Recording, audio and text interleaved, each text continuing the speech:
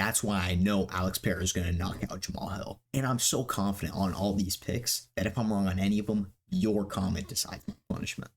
All right, you can tell by the title, this is going to be my breakdown of UFC 300. I'm going to have all my picks, all the timestamps below. We're actually going to be going from the top to the bottom.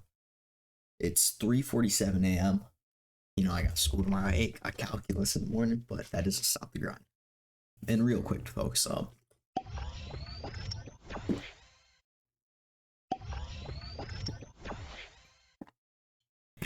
There we go. Now I'm locked in, boys. And I think I might go perfect on this card. So what we're going to do is for every pick that I'm wrong on, I do a punishment. I'll do another, you know, I get one thing wrong, do one punishment, two wrong, and I'll just be doing whatever the comments say. So leave a comment if you want to see me do something stupid or something funny. I'm not like these other MMA content creators. I'm not like that fucking fat, wheelchair-ridden pig MMA guru. I'm not like that closeted homosexual Lucas Glazy. And I'm not like fucking Steve Ursek, like fucking bedtime. That's just a joke. I love all those guys. I watch other videos. But I'm tired of people not putting shit behind their picks because I'm confident in this. So I'll put something on the line. Because, you know, might not get everything right. But anyway, I'm feeling great about these picks. So we're going to kick it right off with Alex Pereira and Jamahal Hill. I'm going to take Alex Pereira by round 2 or 3 KO. It's really weird to me that everyone's counting out Jamahal Hill. You know, it's just like this fan bases of Alex Pereira and Charles Oliviera, even though I like them, they're just dick riders, but they don't know anything. For the most part, if you're saying Jamahal Hill doesn't have a chance, like people are mad at Jamahal Hill for being cocky, saying he has a chance with Pereira when this dude used to be champ. And they're not mad at Pereira for saying he's going to whoop Jamahal Hill and then fight on 301 3 weeks later. How I see this fight playing out is I think it's going to start off slow. Jamahal Hill is going to throw a lot of volume. I think the leg kicks of Alex Pereira, and I know people say that he's a southpaw, so it's harder. Kicks still land, they're going to add up. I think, you know, he's coming off that Achilles. He's not going to be in his greatest shape. The leg's still a little bit compromised. It's weak. It hasn't been trained on. I think he's going to eat up that leg. He's going to back him into the fence. And Jamahal Hill has a bad habit. He puts his left hand out to measure the distance, and he loads up this right hand. And he likes to keep this right hand right at his waist here, or even just like off to the side, you know, so you can land that big straight or a nice uppercut like he did on Glover early and late in the rounds. Well, I think he's going to get pressed onto the fence because of his legs. And then I think that's what Pereira is going to find, you know, the patented left hook that everyone talks about. Once he connects with that left hook, it's going to rock Jamahal Hill, throw him off balance. See Alex Pereira throwing another straight and then just ground and pound TK or right up on the fence like Izzy. I don't think it's going to knock him out cold, but I like Alex Pereira in that fight. Next one, Zhang Weili versus Yan Xiaonan. Wow, good with this pronunciation, bro. Hail the CCP. Anyways, I don't really know much about this. I've seen Zhang Weili fight 3 times. I haven't seen the other chick fight once. She's a -400 favorite Wang Li on the odds. I know you can't see him. I'm just going to go with Weili just for that. I mean, sorry. This is a good one. Justin Gaethje and Max Holloway. I got to be honest, Max Holloway is getting severely overrated in this fight. And I'm going to take Justin Gaethje by decision, actually. Max beefed up. Him and Justin Gaethje are actually pretty similar sizes. Max is big featherweight. Justin Gaethje is actually pretty small lightweight. What I think is going to happen is going to be tit for tat. Max Holloway has been holding back on the volume and up in the power like you saw in the TKZ fight. And him being bigger, I think that's just going to be the same. He's going to have less speed and less output. Same with Justin Gaethje. It's not the same Homer Simpson who just runs at a dude freaking like this, throwing big uppercuts, like all that. He's patient with his shots. He takes good shots. I see Justin Gaethje eating away at Max Holloway's legs. This dude has very underrated, or not underrated, he just has really good, I think most people know that, leg kicks. So I think he's going to leg kick Holloway. And I think Holloway might outland him, but Justin Gaethje is going to have the big, hard shots that really sway the round and actually matter. And just in terms of like this going the distance, Max Holloway has never been knocked out, even knocked down. He's like the only UFC fighter to have so many fights and do that. So that's why I think this is going to go the distance. I don't see this freaking finishing. And with Max moving up in weight, he's going to be a little bit slower, and I don't think he's going to be this good. And with Max going up in weight, I think he's just going to be a little bit slower, and I think he's going to stay with this volume because I think he likes to preserve himself so he doesn't throw all the time, get in harm's way. He picks his shots, but that's why I like Justin Gaethje by decision. Next fight is Charles Oliviera and Arman Tsarukyan. And this one, maybe I'm just like a sheep like everyone else. I got Charles, and I don't understand how he's almost a 2-to-1 dog on Arman. Arman's legit too. That's the thing. I've been a lot of people saying like, oh, you got a chinny Dariush. No, Dariush is legit too. Arman just showed him levels like Charles also did. This fight's only 3 rounds, but it's still gonna get finished, and it's gonna get finished by Charles Oliveira on the feet, TKO or KO. I think what's gonna happen, I think Arman's gonna get the takedown early, maybe even get 2. Once he gets on the ground, Charles is going to show him levels. He did this with Kevin Lee, and a lot of people just didn't like understand that fight or didn't watch it or really just didn't think about it while they were doing it. Because when Kevin Lee was on the ground, even in side control, he didn't actually have any good freaking opportunities. Charles was always threatening submissions, and always he was landing more shots from bottom than Kevin Lee was. And so what I think Arman, although I do think Arman's a lot better than Kevin Lee, what's going to happen is Charles might even scramble up, or there's going to be a little break, separation, and he chooses to stand Charles Oliveira up because he's having no success on the ground. On the feet, I like Charles's power, and I don't think Tsuryukin is chinny, even though I've been seeing people say that. I like Charles Oliveira's power. I like his stand-up. I could even, I don't know how he's going to knock him out. Maybe a left straight, but I think he's going to knock him out. Next fight, oh my god, this is on the main card. Next fight, the biggest disgrace of this entire card is the fact that we have Cody Brundage on a main card of UFC 300. Prayers for every freaking fan. And the biggest travesty of this whole card, in my opinion, is Cody Brundage being on this card in general and just on the main card. Like Bo Nickel, this dude needs a test. He's the biggest favorite. This isn't even updated. Last time I saw it, it was minus 2,500, which would make him the biggest betting favorite in like modern UFC history in the past 15 years. It's just crazy, dude. And so I don't even know. Like, I'm not even gonna break this down. Bo Nickel's gonna win. I don't care. I'm just not mad about that fight. This is such a better fight. Like, all these fights are better. Maybe not that all. Maybe not that freaking Andrade Rodriguez, but all these other. Alright, so we got Yuri Prochazkha and Alexander Rakic. And see, this is why I'm smart. I waited till the post-fight press conference to do this pick. Want to know why I like that? Because Dana with the 300K in bonus, I think, because here's what I got. Yuri has a better, or he has a better stand-up. It's less technical, but it's more effective than Rakic. Rakic has good wrestling, and he has good takedowns. But I think everyone's going to be chasing that 300K bonus. Rakic also likes his stand-up.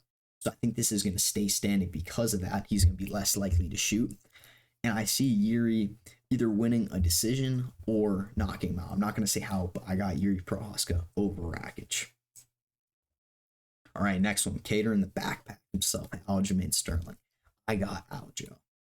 It was a little bit concerning at the press conference to see Kattar was obviously taller.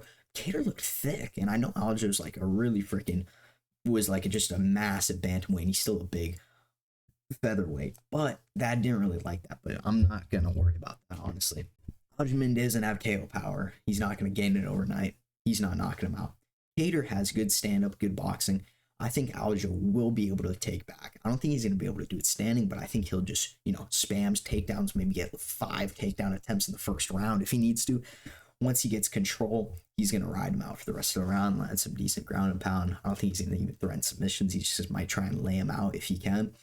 And I got Aljamain Sterling doing that for 3 rounds and, getting the decision. All right, next one. Holly Holm and Kayla Harrison. Kayla Harrison is pretty freaking underrated, fighting a bunch of cans, but I still got her to win over Holly Holm. Holly Holm's old, and she's just not as good. I'm not going to break it down. I don't know that much. I won't bullshit, but that's just what I know. Sodiq Yusuff versus the mini emo Charles Oliveira himself, Diego Lopez. And I got Diego Lopez by round 2 KO or TKO. I just think Lopez is a different animal. I think he's going to be quicker to the punch than Sodiq Yusuff, and I think he's just going to show him levels. Sodiq Yusuff just freaking lost a unanimous decision to a legend in Jose Aldo, but still a 40-year-old man. I don't like him. I honestly view this guy as a stepping stone for Lopez to maybe become another star, and I got him finishing in the second round. Prelims. God, these prelims are good. Jalen Turner in Money Moicano. Moicano has money.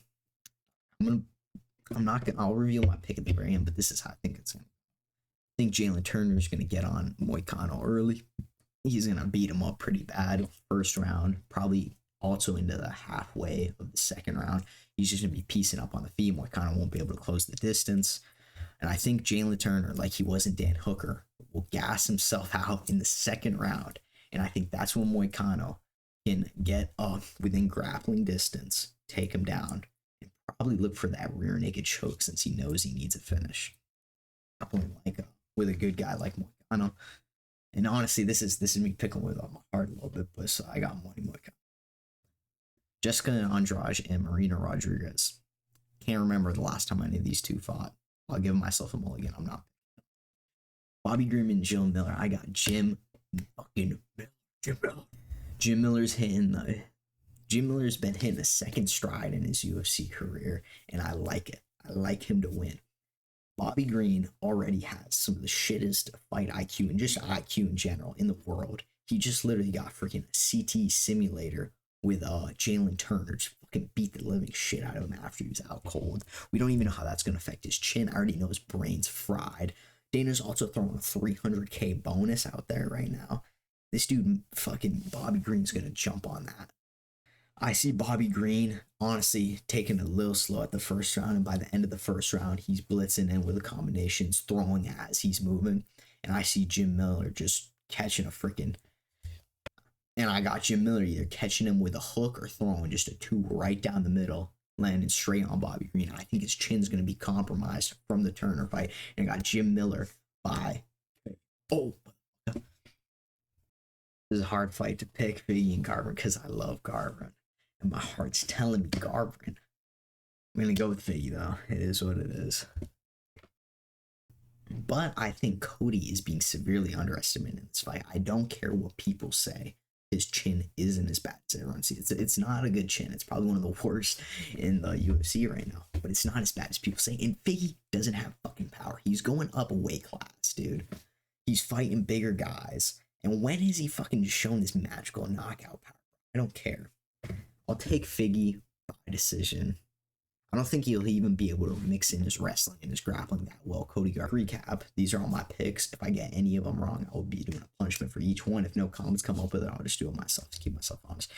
Perira, Whaley, Gaethje, Oliviera, Nickel, Jiri, Sterling, Harrison, Lopez, Moicano, Jim Miller, and Figgy. Those are all my picks.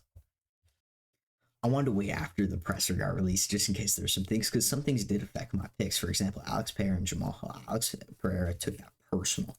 And like, people don't understand when Alex takes something personal, he's different. In the first Izzy fight, he took it personal. And that's like a thing. Second fight, it wasn't personal. It was like distant because it's like, I already beat that guy. I'm out of this guy's league.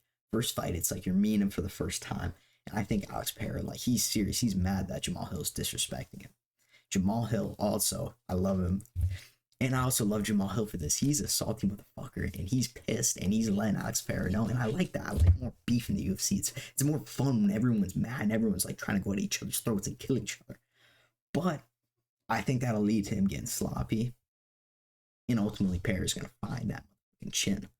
And also, I like to wait after, because, for example, we dropped that 300K bonus. All these fights are going to be more interesting straight up. Everyone's going to be looking for that finish if they can. As a consequence of that, I waited till the fucking presser. I had to rip Jim. Oh my god, this dude changed his tire.